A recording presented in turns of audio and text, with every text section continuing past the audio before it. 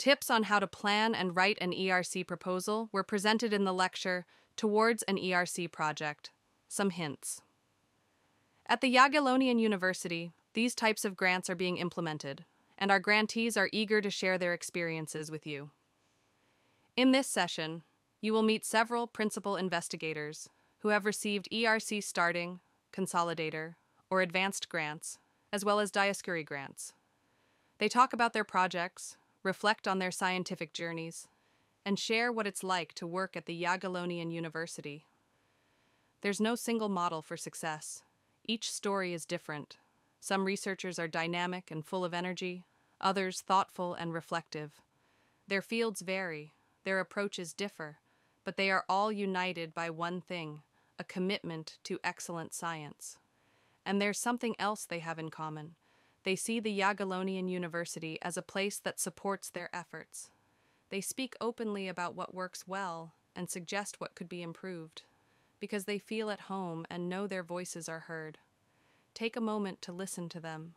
See if you can imagine yourself among them. We warmly invite you to join us.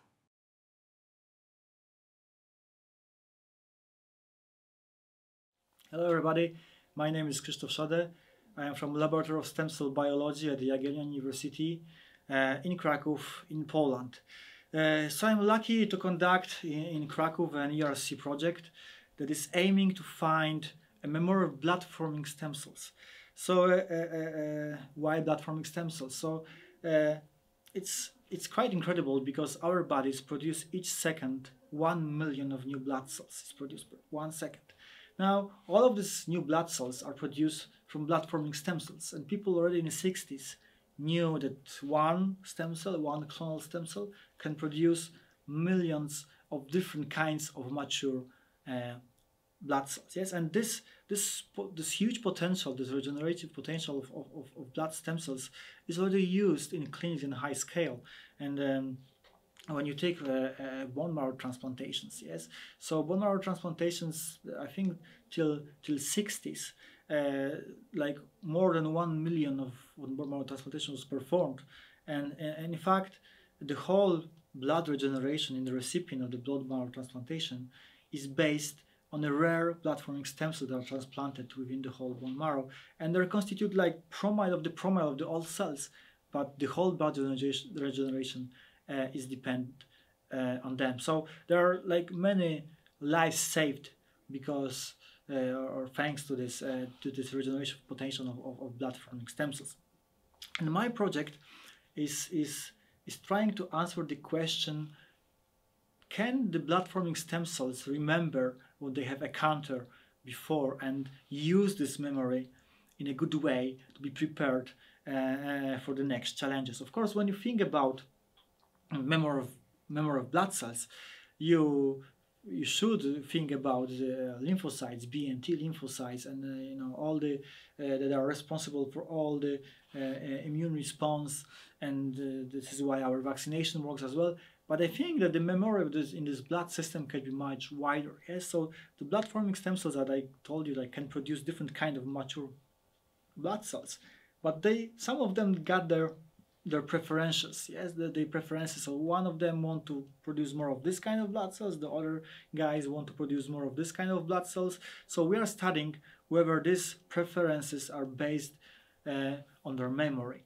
And you may think of memories in a good and a bad way. Yes, so you may think that you have good memories that will help you to respond to a given challenge in the future. But you can also have bad memories that where, for example, your stem cells are still stuck with producing cells that will drive, for example, autoimmune diseases. Yes, of course, if there is any kind of a memory among stem cells, especially blood-forming stem cells, you can think how to induce a memory in the way that will make our bodies prepared for a given challenge. So this is the topic of my grant that I will try to follow with my next research. I also would like to invite you to Poland to conduct your cutting-edge science at our institution.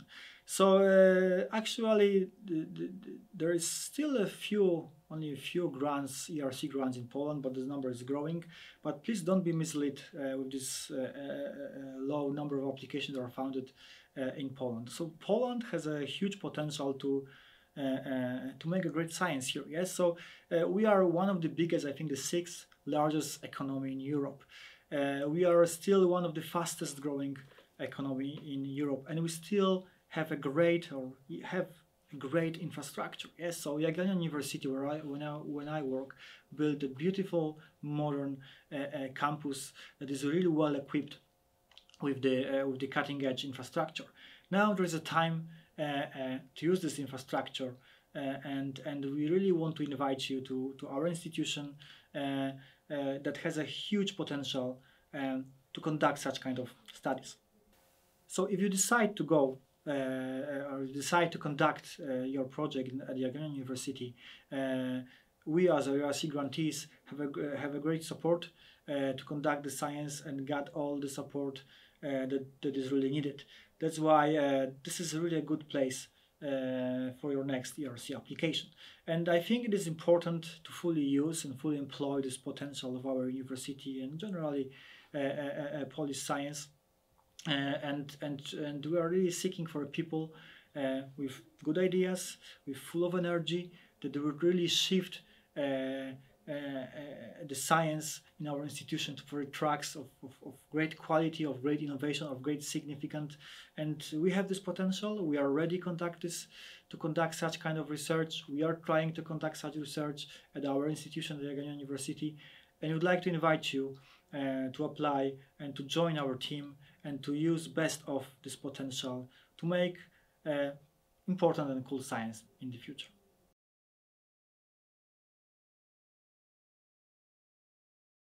In my laboratory, we study the link between genomes and phenotypes, trying to answer one of the big questions in biology, which is, how do genomes determine phenotypes? For that purpose, we specifically look at how new phenotypic innovations emerged in evolution, what changes at the genetic and molecular level are required for organisms to evolve a new trait. In addition to the typical molecular biology techniques, we are also highly specialized in bioinformatics. So in our work, we analyze and integrate different types of omics data, such as genomics, transcriptomics, and epigenomics, among others. This allows us to study the roles of different layers of the gene expression regulatory network on determining phenotypes and how changes on these networks might have determined the emergence of a new evolutionary trait. In the lab, we also develop new bioinformatic tools to facilitate the analysis of omics data, especially for the non-traditional model organisms. On those lines, we have several projects funded by both national and European agencies. For example, in one of the projects funded by the Polish National Science Center, we are studying the roles and evolution of a type of small RNAs called PIW-interacting RNAs, or piRNAs for short. Since their discovery around 20 years ago, these piRNAs were thought to be actively exclusively in animal gonads. However, we have recently observed that are actually widely abundant in somatic tissues of some animal lineages. But their roles in these tissues is still unclear. But we have been recently observing that they might actually play a novel role on regulating endogenous gene expression. Another example is a project funded by the Federation of European Biochemical Societies, in which we are studying the possible role of epigenetics in the emergence of one of the most successful animal innovations, which is the insect metamorphosis.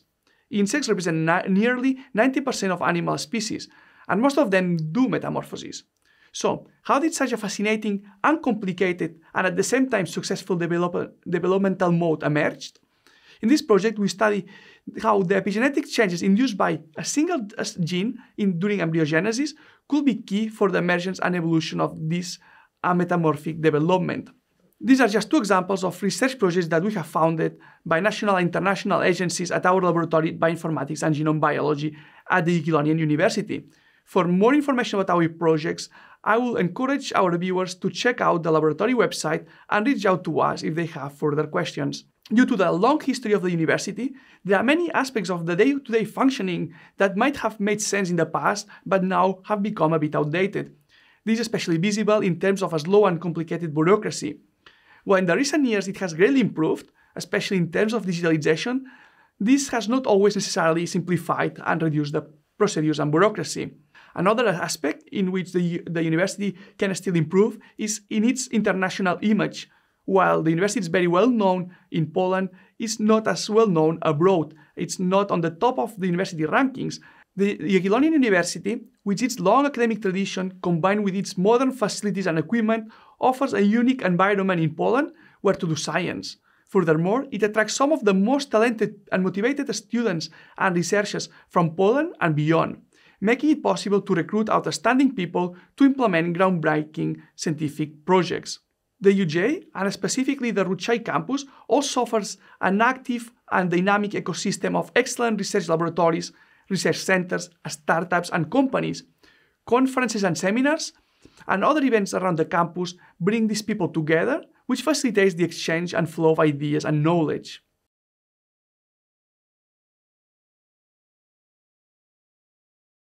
Hello everyone, my name is Eva Chrostek and I'm currently completing an ERC starting grant, Mechanovolbachia, and covering the mechanism of action of an antiviral bacterium at the Jagiellonian University in Krakow. And my grant, my idea and my whole career is centered around Wolbachia, which is a bacterium that protects insects from pathogens, like pathogenic viruses. And because some of those pathogenic viruses are also harmful to humans, an antiviral bacterium is very useful for us because healthy mosquitoes, for example, cannot infect us with dengue fever or Zika virus. So when insects are healthy, people can be healthier too. And my grant uses some novel approaches, some intelligent genetics, but also some forgotten molecular approaches to do two things: to manipulate the genes of Wolbachia, which has never been done before, and also to discover this mechanism of antiviral protection, which nobody knows so far. And I moved to Jagiellonian University with this grant 2 years ago from the University of Liverpool, and I was really happy with the warm welcome I got, especially at the level of the Institute of Environmental Sciences, but all different levels in fact. So I really appreciate the friendly atmosphere that I work in. I appreciate and I would like to thank everyone that helps me to solve my daily struggles, especially Secretariat at the Institute of Environmental Sciences, but also my lab manager, Ola Błażejowska. And for Ola, I actually have to thank the rector of the university because her position was a part of very generous startup package I received here. So money for equipment, a lab manager position, and also some funds for project promotion. So this was great. And for the future, I wish that everyone at the university, from technical staff, security staff, all the way up to rector, that we can all be proud of the discoveries made here, all the progress we bring to life, to the world. And I hope we can all work in a friendly and happy atmosphere. And we can work together to make the world a better place. Thank you very much.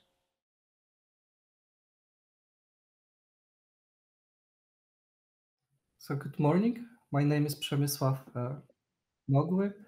I am the head of the Dioscuri Center at the Jagiellonian University. I applied for the Dioscuri program for the grant, research grant, for the program which is coordinated by the Max Planck Society and co-funded by the governments in Germany and in Poland. It is an excellent grant program which allows researchers from abroad move into Poland and establish new research groups focus on new and challenging topics. So the specific project that I applied for focuses on the molecular dynamics and molecular mechanisms of protein receptors. Shortly, the protein receptors, they are the windows on the world for our cells.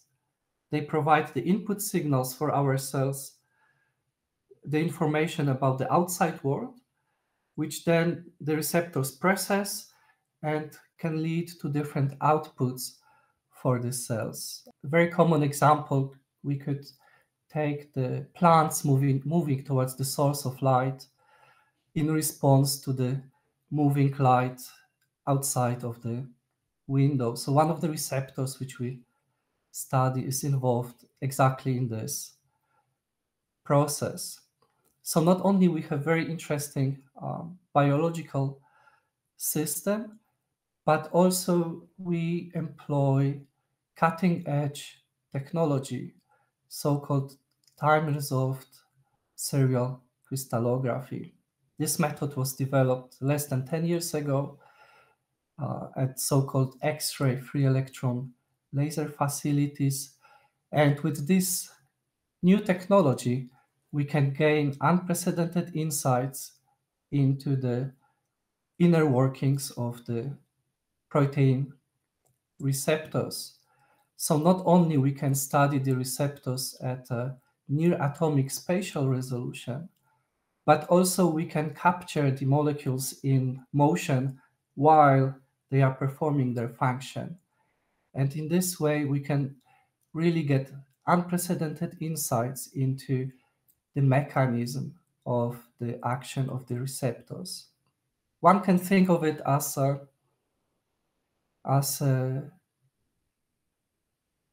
National Geographic movie where we see the frog catching the fly in the air, but naturally this process is so fast that we are not able to capture it with our eye. But with sufficient temporal resolution, with high-speed cameras, we can in a way slow down this process and we can follow the tongue shooting out towards the fly and capturing the insects. So this is pretty much what we are also trying to do with the protein receptors, just at a very much smaller scale and also at much faster time scales. So how fast do we need to be? For comparison, if a blink of an eye is a tenth of a second, we need to be still 10 orders of magnitude faster in time in order to capture some of the processes which we want to study. And with this new technology, we can now do it. Okay, so this was shortly about my story applying for the Dioscuri grant and the topic. At the end, I would like to also mention how supportive was the university when I contacted them. So the condition of the project was the mobility. So in order to apply for this grant, I had to change the institution, and in order to do that, I contacted the Faculty of Biochemistry, Biotechnology, and Biophysics at the Jagiellonian University. And there I was very positively surprised by the eagerness and supportiveness of the deans of the faculty. They were very, very interested and very happy to help, both in preparing the application and also in planning how to set up the new laboratory at the faculty. For me, it was also a unique opportunity because before I came to Krakow, I was a junior group leader at the ETH Zurich, and there the size of my group was quite limited for the 4.5 years that I was there. The move to Krakow, it enabled me to expand my group both in size, but also in the scope of the research. And thanks to this, many more ideas which I had could be realized. And that's what's happening now. So the expansion of my group was possible not only thanks to the Dioscuri grant, but also thanks to the support of the deans. We received sufficient laboratory space in order to accommodate larger research team. We also received significant starting funds, which was essential for us to set up the laboratory, to buy the necessary instruments to perform our research. Yeah, so overall, I think by now we are quite well established.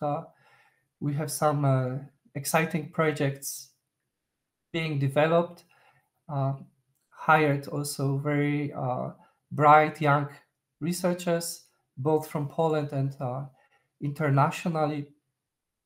And by now, I think we are all very optimistic regarding the coming years and the exciting results which we are all looking forward to seeing.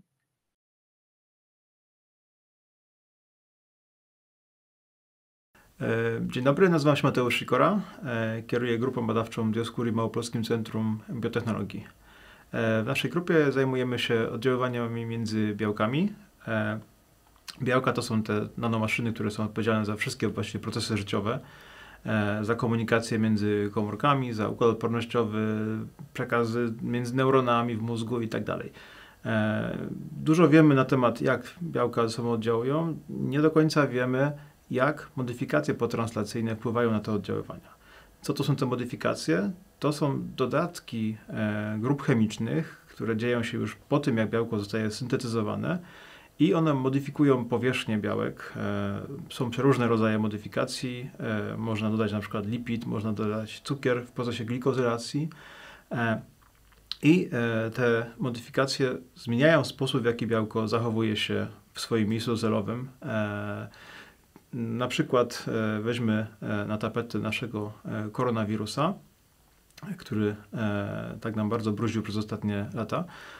W koronawirusie jest białko kolca, dzięki któremu koronawirus ma swoją nazwę, są jak kolce w koronie. I to białko jest bardzo silnie modyfikowane potranslacyjnie. To znaczy pokryte jest bardzo gęsto cukrami.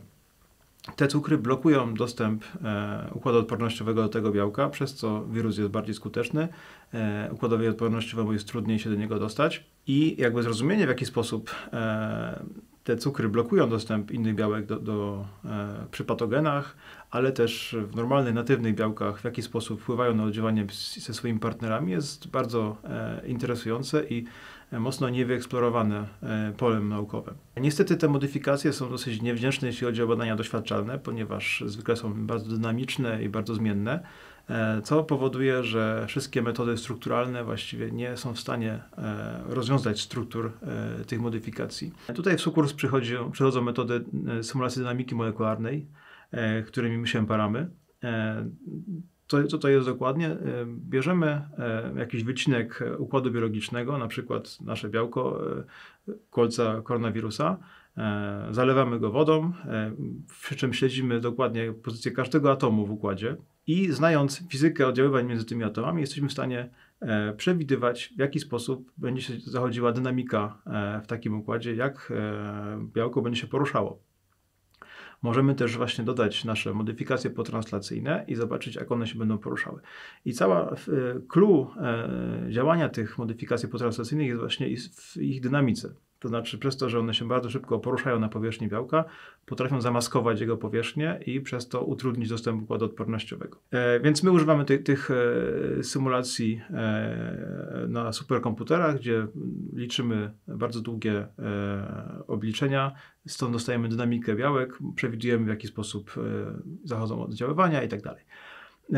I to też był temat mojego grantu Dioscuri, który jest inicjatywą Towarzystwa Maxa Plancka w Niemczech, a został stworzony, żeby utworzyć grupy badawcze w Polsce i w Europie Środkowo-Wschodniej. Jest współfinansowany przez Ministerstwo Nauki i Szkolnictwa Wyższego.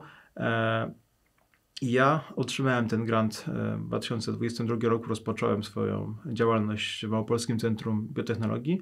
W tym momencie nasza grupa składa się już z 3 doktorantów, 1 postdoka i asystenta administracyjnego. I powoli zaczynamy wgryzać się w system, zaczynamy rozumieć, jak funkcjonuje uniwersytet. Ja też jestem początkującym group liderem, jest to podwójne uczenie się. No i jeśli chodzi o samą interakcję z uczelnią, muszę powiedzieć, że przyjęcie w MCB od początku było bardzo, bardzo dobre.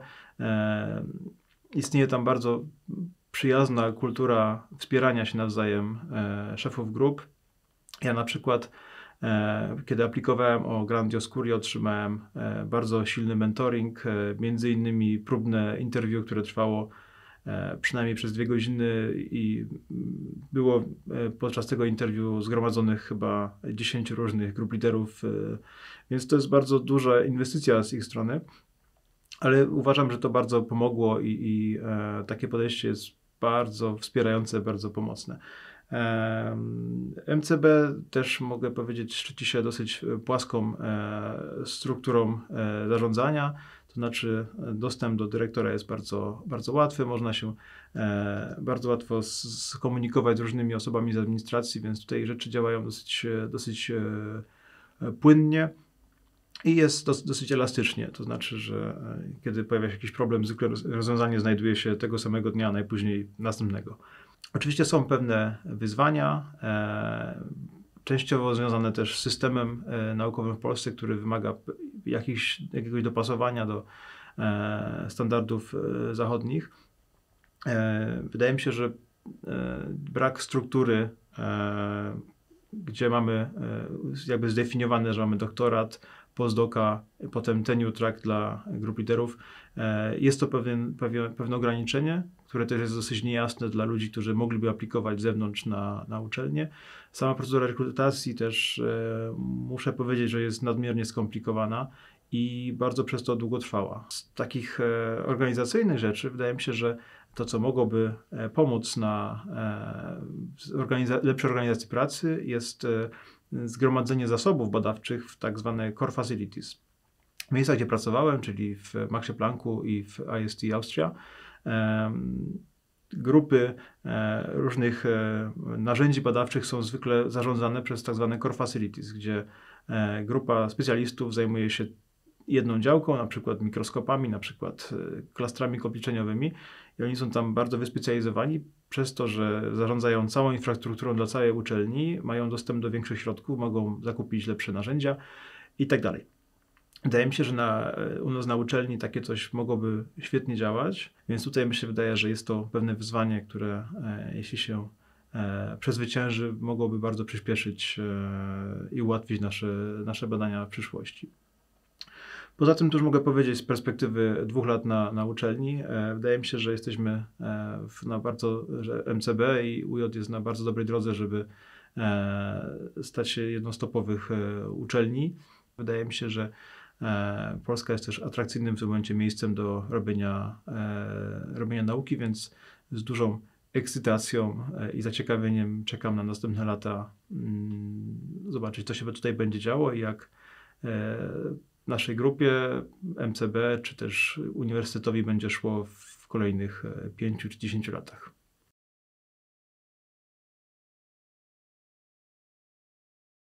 So at the current ERC Consolidated Grant project that we are running in my group here at MCB, at the Mauer-Polska Center of Biotechnology, is at the Jagiellonian University, is focused in trying to understand how our cells make proteins. And not only how the cells make proteins in general, but at the correct stage, and also how these processes are affected during disease. In detail, we are trying to understand the role of small chemical modifications that affect tRNA, transfer RNA molecules, which help to translate our genomic information into functional enzymes that conduct all the biological activities in our cells. We have 2 main questions. On the one hand, we try to understand how these modifications are introduced, and the second question is what are the functional consequences of these modifications. So what we do is we use structural biology to understand how the modification enzymes that introduce these modifications recognize tRNAs and how they at the same time are able to conduct very complicated chemistry in our cells to introduce these modifications. As a consequence, then, we are trying to understand how these small modifications of these transfer RNAs, they are affecting the decoding efficiency of these transfer RNAs, which then has an influence on the production of proteins. As I said already before, we are not only trying to understand how these complicated cellular mechanisms working, but we're also trying to understand how specific mutations in patients are then affecting our cells in diseases. So more particularly, we are interested in understanding neurodegenerative diseases and cancer, which are known to affect these cellular pathways. And we are trying not only to provide diagnostic tools, but also novel ways of how we could interfere with these severe human diseases. So during the project, we mainly use biophysics, biochemistry, and structural biology. And so here what we use is the unique infrastructure that the Jagiellonian University and Solaris Synchrotron and MCV are offering at the moment. We're using mainly a single particle cryo-electron microscopy to get three-dimensional snapshots of these biomolecules at atomic resolution. So these structures not only tell us specifically how these proteins look, or these protein complexes assemble, but it also gives us an indication about the functionality of these biomolecules.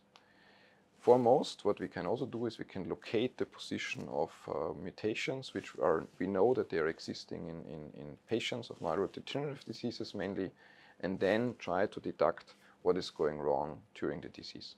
The research topic that we are working on is not only fascinating because we are touching a very fundamental process of cell biology, but we are actually also studying the human proteins.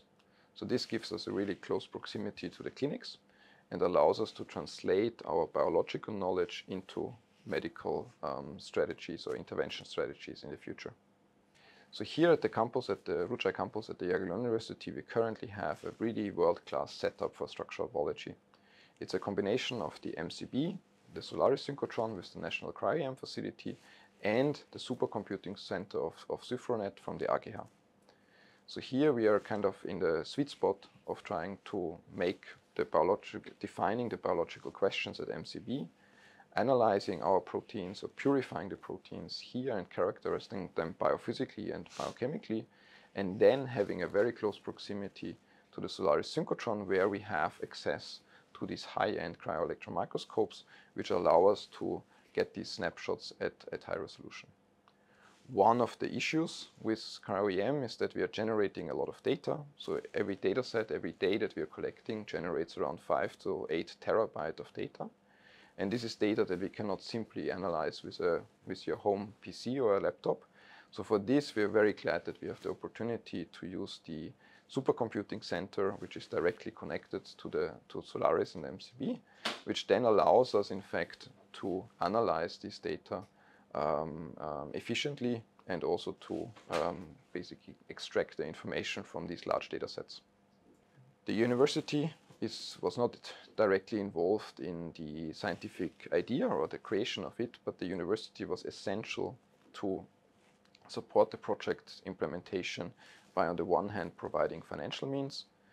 So we installed, or we were able to purchase certain high-end biophysical devices that we need for the measurements, but the university also supports us via the grant office and the tech transfer office of the university with the daily quests of implementing such big projects. At this moment, I also want to highlight the fantastic professional administration of MCB. This is a team here that helps us on a daily basis to deal with the invoices, with the bureaucracy, and all the legal issues that come up by implementing such a big, prestigious project. So one of the things that we need in implementing such very ambitious research projects is a nice research environment and also top colleagues. So the university at the moment has managed to create MCB as a research center of excellence, which attracted a lot of young and excellent researchers, which creates an environment that is very productive and helpful. So at the institute here, we are sharing all the equipment. We are sharing all the knowledge, and we're sharing all the expertise. Last but not least, we have also created so-called core facilities here at the Institute, which allow every researchers to access high-end equipment and to also profit from the knowledge and technical expertise that the people have that work in these facilities. I think the Jagiellonian University in the first place is a very attractive employer. Has a very attractive infrastructure. One of the things that I think that the university could improve is obviously the visibility beyond Polish research. What we are looking for is not researchers only from Poland, but we are looking for the best scientists from all over the world to come to Poland and do the research together with us.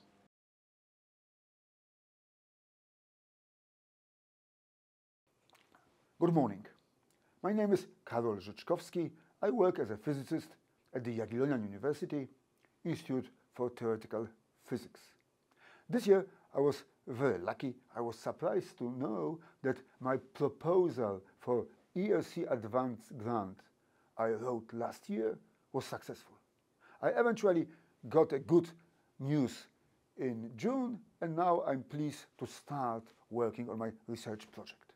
The project is entitled TATypic, which stands for Typical and Atypical Structures in Quantum Theory. Right now, there is not enough time to discuss subtle issues of quantum theory. I will only show you that all those toys I have here, for instance, such prepared with 3D printer, this is nice object, you can see, they are related to my research. Of course, there's a lot of mathematics, but also some geometry and some physics. And I will start this research employing knowledgeable people at the level of PhD students and postdocs, and I hope together we'll be able to achieve substantial results. A simple question you can pose: what was my main motivation to write such a proposal? First, it is definitely a national and international recognition. And second, it is a certain degree of independence. Having such a grant, you can really concentrate on your research and do whatever you wish. Let me now address a simple but important question. Who should write such a proposal and send it to ERC? Well, it's not the case that the more applicants, the better. In fact, I will show you such a strange object. As you can guess, it is original Australian boomerang. And if you read here, there's a very simple instruction. Returns if correctly thrown. So I will not throw it right away, because I'm not sure I can throw it in a correct way, so we'll do return. And the idea is that if you write your proposal in a correct way, you should get it. Of course, it's an oversimplification, but the answer is simple. Those people should write and prepare ERC proposals who have realistic chances to get it. And who has such realistic chances? It is possible to perform a simple ERC test, basically to look at the list of laureates who got such a grant in particular field, in your field, for last 3 years, and your age level. You know, there are starting grants, consolidator grants, advanced grant. To look at the list of laureates, their achievements, and compare their achievements, their profile with yours. Only if your profile is in a sense comparable, there is a chance that you might get it, and only then it is reasonable to think about an original, sound research project. ERC Council evaluates, on one hand, achievements and scientific profile of the applicant, on the other hand, the research proposal. So, as already mentioned, even in the official statement, ERC advanced grants are given to exceptional established leaders with significant research achievements.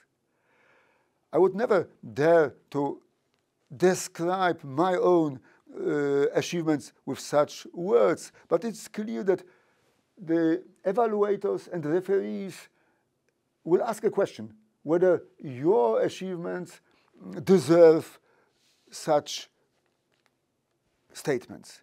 If this is the case, then the research project has to be concrete, sound, and convincing. And then the chances are, well, maybe not very high, but they are realistic. The good evidence is that somebody from Krakow, somebody from Poland had already achieved it. Therefore, I'm very pleased that such a grant was already given to a person working at our university, and I can promise that we'll try to use our experience to help other people, other applicants to prepare the best proposals, and I hope and I wish that there will be more ERC grants at our university. Thank you very much.